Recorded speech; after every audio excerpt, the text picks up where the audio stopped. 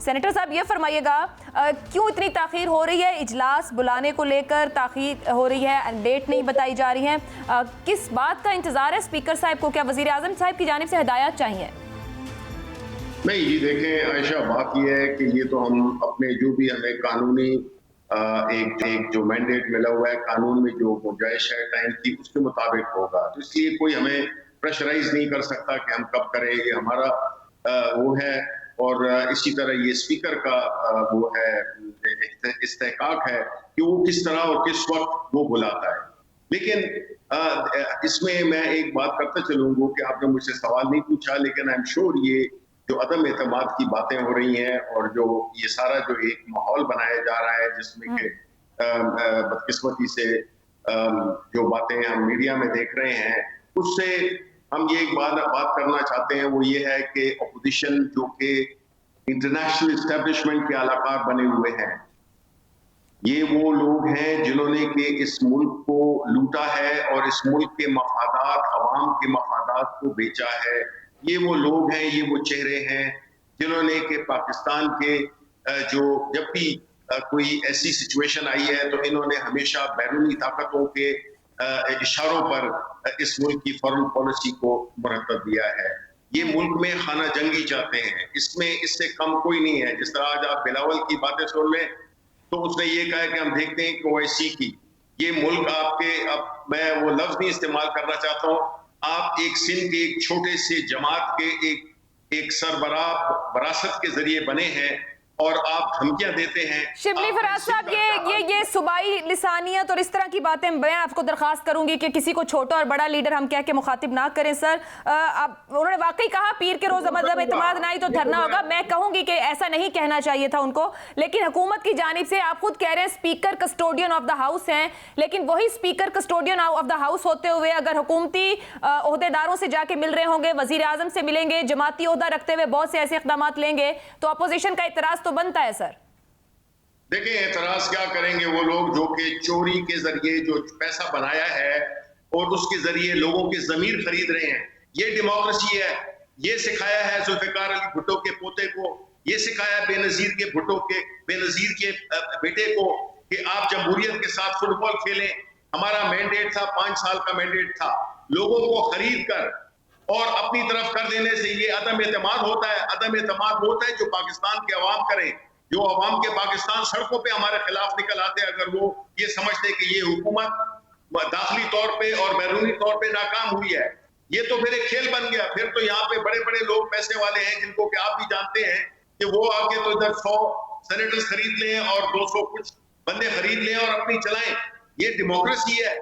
इस मुल्क में अगर आपने डेमोक्रेसी को आगे करना है तो फिर ये जो लोगों के जमीर खरीदे जाते हैं, ये जो है तो ये काम इसमें मीडिया में आपको बजाय इसके कि मुझे आप कहें कि किसी को छोटा बड़ा ना कहें, क्यों नहीं कहेंगे हम, और बजाय इसके आप ये कहें कि लोगों के जमीर, पैसे का इस्तेमाल, करप्शन, इसकी आप कहें आयशा कि आप उसकी पुरजोर मजम्मत करती हैं और वो लोग जो कि इस घिनौने कारोबार में मुलव्विस हैं इस वक्त उन पे लानत भेजते हैं। सेनेटर साहब, मैं मजम्मत करती हूँ अगर कहीं खरीदो फरोख्त हुई, मगर मैं अपनी हुकूमत से तवक्को करती हूँ सेनेटर साहब, मैं अपनी हुकूमत से तवक्को करती हूँ कि आप लोग जो ये कह रहे हैं कि किस ने मेंबर पार्लियामेंट ने कितने करोड़ लिए, ये आप लोग सबूत के साथ सामने ला के रखिए। आप हुकूमत हैं, इदारे आपके पास हैं, सिर्फ इल्जामात सर नहीं सर शिबली फराज साहब देखें, ऑपोजिशन में होकर बाहर रह के इल्जामात लगाना और बात है सर। मैं कह रही हूँ, मैं मजम्मत कर रही हूँ अगर सियासत में पैसे का लेन देन हो रहा है, आईनो कानून के मुताबिक निजाम चलना चाहिए। ऑपोजिशन सर देखें,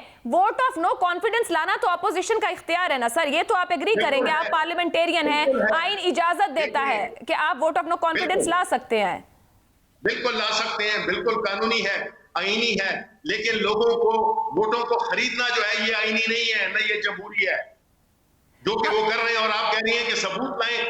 सर मैं तो किसी पे इल्जाम नहीं लगा सकती ना सेनेटर साहब, मैं तो इल्जाम नहीं लगा सकती सर, हुकूमत है ना। काफी नहीं है कि जी एवन फील्ड किधर से खरीदे, कैसे खरीदे। आप पूछते नहीं है कि आपके अकाउंट में शहबाज शरीफ, आपके अकाउंट के आपके मुंशी के अकाउंट में 16 अरब रुपए कैसे आ गए। ये सवाल है जो मीडिया को पूछने चाहिए।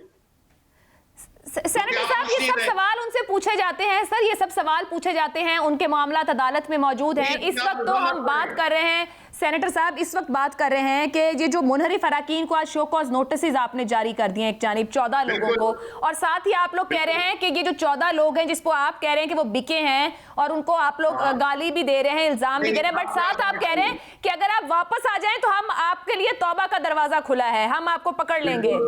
सर, ये तो फिर आप ऐसे लोगों को साथ शामिल क्यों करना चाह रहे हैं सेनेटर साहब जो गलत लोग हैं? फवाद चौधरी ने तौबा का लफ्ज़, तौबा अल्लाह ताला भी कबूल करता है, हम कौन होते हैं कि हम नहीं करेंगे? शिबली फराज साहब, मैं यही तो पूछना चाह रही हूँ, वो कल भी कहीं से तौबा करके आए थे, आज भी शायद आपसे तौबा करके कहीं और चले गए हों, आप फिर उन्हें कह रहे हैं तौबा करके आ जाएं। अगर लोग इतने गलत हैं तो आपको तो अपने स्टैंडर्ड्स ऊंचे रखने चाहिए सर। आपको उनके जूतों के हार पहनाएगी आवाम उनको, हमारे वोटों पे इलेक्ट हुए हैं और आज उनका ज़मीर जाग गया है, जबकि ये पैसे लिए हैं 20-20 करोड़ 15-15 करोड़। आपको तो पता है आसिफ अली जरदारी की जो स्पेशलिटी है वो यही है, और आप कह रही हैं कि जी ये जमहूरियत, ये जमहूरियत होती है जिसमें कि लोगों के मैंडेट को लूटा जाए, टाइम से पहले उनकी हुकूमत को डिस्टेबलाइज किया जाए। क्या आप नहीं समझते कि एक वो गवर्नमेंट जिसने इस मुल्क के गरीब आवाम को सेहत कार्ड दिया, वो गरीब तरीन लोग जो सिंध में जो बिल्कुल रोटी पानी सेहत से बिल्कुल वो है महरूम है, उनको और पूरे पाकिस्तान के अवाम को हमने एहसास कार्ड दिया, गैर सियासी बुनियाद पे हमने इस्लामोफोबिया का इंटरनेशनली इमरान खान ने यक जुबान होकर एक जान पर, ये मौलाना फजलुर रहमान ने किया, ये इतनी बड़ी अचीवमेंट है जिसमें कि गुस्ताखे रसूल के लिए इंटरनेशनली हमने एक लॉ रेजोल्यूशन पास करवा लिया यूनाइटेड नेशन से। और हम क्या करें, हमने तालीम में भी हमने वो की है, हमने डूबती इकोनॉमी को, हमने कोविड जैसे मुल्क जिसे मुल्क तबाह हो गए थे, हमने कोविड जैसी चीज को हमने सुपर तरीके से अपने अवाम की रोजगार को भी और अपने अवाम की सेहत को भी हमने हमारी स्ट्रेटेजी की वो कर सकता है, कोई हुकूमत के 3 साल में कर सकती है।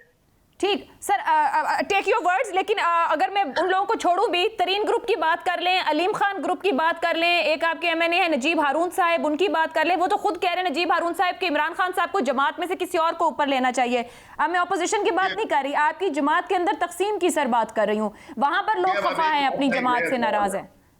देखिए मैं आपको बताऊं आयशा जी सर, आप मुझे इसलिए भी अजीज हैं कि मेरे वालिद साहब के बारे में आपने खबर नशर की थी, उससे कतई नजर इस शख्स का नाम मैंने इसलिए लिया है जो शख्स ने हर जुल्म के खिलाफ खड़े होकर एक पोजीशन ली है, वो कोई आम आदमी नहीं था, मैं उसी का ही बेटा हूं, मैं भी किसी की में नहीं जाऊंगा, मैं वो करूंगा जो मेरा ज़मीर कहता है। नजीब हारून बिल्कुल पार्टी के साथ है, हमारी पार्टी में लोग बातें करते हैं, नजीब हारून 26 साल से इस पार्टी के साथ है, वो उसने अगर बात की भी है आप जाके उससे पूछ लें कि वो अदम एतमाद में सवाल ही नहीं पैदा होता कि वो हमारे खिलाफ थे।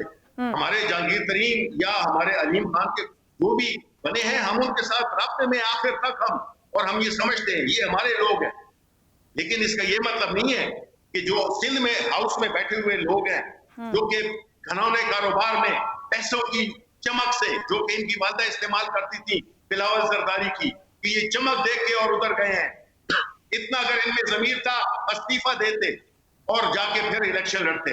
और रहा इमरान खान इस पार्टी का एक ही सर होता है और वो इमरान खान है, उस पे तो किसी की जुर्रत ही नहीं हो सकती है कि वो उसको माइनस करे। दुरुस्त, इमरान खान पीटीआई है, पीटीआई इमरान खान है। दुरुस्त। सर, अब एक मामला है जिसको लेकर कहा जा रहा है हुकूमत की तरफ से कि 63A की तशरीह के लिए सदारती रेफरेंस भेजा जाएगा। अब ऑपोजिशन इसको ये भी कहती है कि डिलेइंग टैक्टिक है।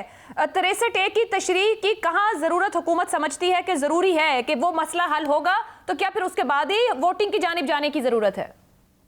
देखें, ये जो कानूनी चीज़ें हैं, हमने तो जिस तरह कहा है कि हम आईन और कानून के अंदर रहते हुए, बिकॉज हम एक लेजिटिमेट अवाम की इलेक्टेड अपोजिशन लीडर्स के जो बच्चे थे उन्होंने भी इमरान खान को वोट दिया, और तो छोड़ें, हम कानून और आईन में अंदर रहते हुए, लेकिन हम किसी को अपने ऊपर चढ़ाई नहीं करने देंगे। कोई किसी ने चढ़ाई करने की कोशिश की तो फिर हम उसको मुंह तोड़ जवाब देंगे, और हम ये ना समझे कि हमने हाथों पे मेहंदी लगाई हुई है। हम हर चीज के लिए तैयार हैं, हम हुकूमत में हो हुकूमत में ना हो, हमारी जद्दोजहद जारी रहेगी, बिकॉज हमने मुल्क को जिस तरह 2018 में इन चोरों, इन डाकुओं से हमने जान छुड़ाई थी, हम पाकिस्तान के अवाम आज भी सड़कों पे जाएं, लोग हमें आज भी वो कहते हैं कि जी इनको वापस नहीं आने देना। दुरुस्त। अवाम की ताकत, अवाम हमारे साथ है।